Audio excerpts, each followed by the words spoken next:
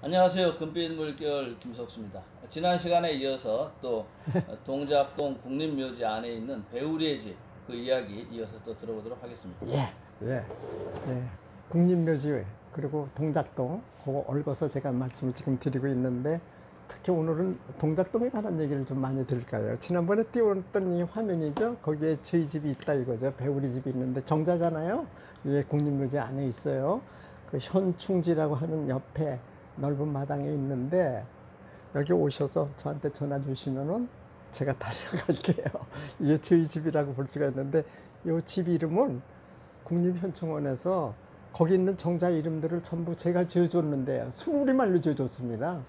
뭐 솔레움집이니 한맘집이니 이런 식으로 순우리말로 전부 지어줬어요. 정자를 붙이지 않고 전부 집자를 붙였습니다. 제가. 그런데 좋다고 해가지고 전부 정자 이름들을 전부 붙였는데 요거 하나 남겨주고 그 남겨둔 데는 제 이름을 하나 넣어서 그 집 이름을 배우리 집 이렇게 해서 넣어줬다 이 말씀이에요. 이제 저희 집이 된 거나 마찬가지죠.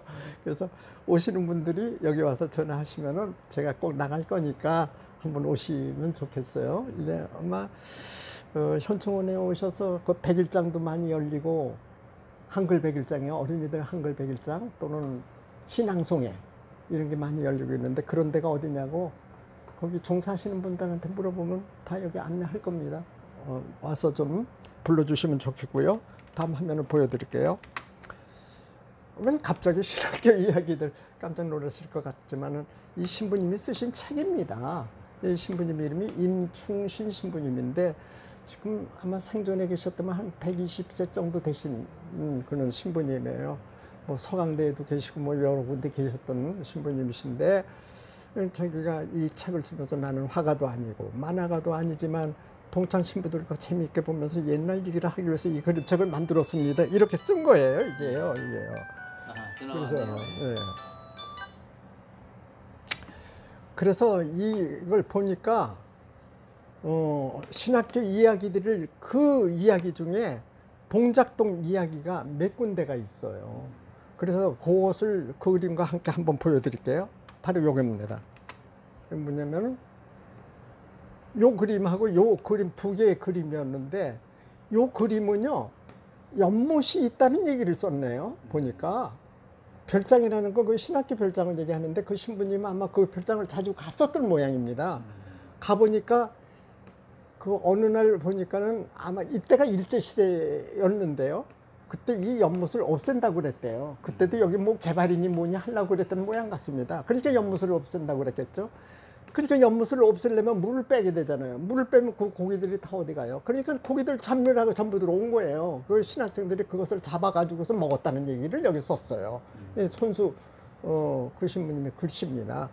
이 얘기는 뭐냐면은 그 지금의 국립묘지 있는 그 별장 거기에서 나와 보니까 어느 집에서 불이 났다 얘기입니다.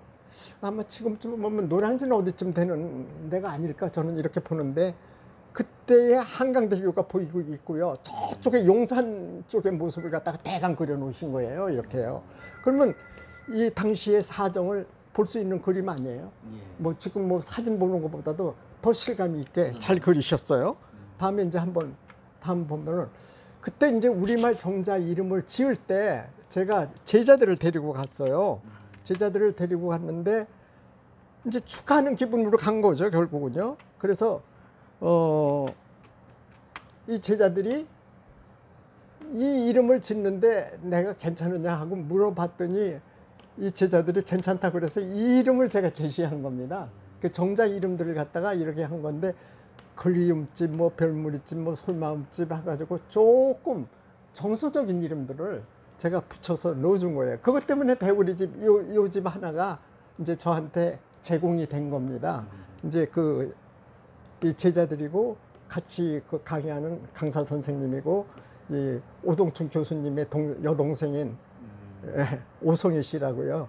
시인이신데 그분도 같이 와줬어요. 그래서 우리말 이름을 쳤을 때 현판식을 달았을 거 아니에요.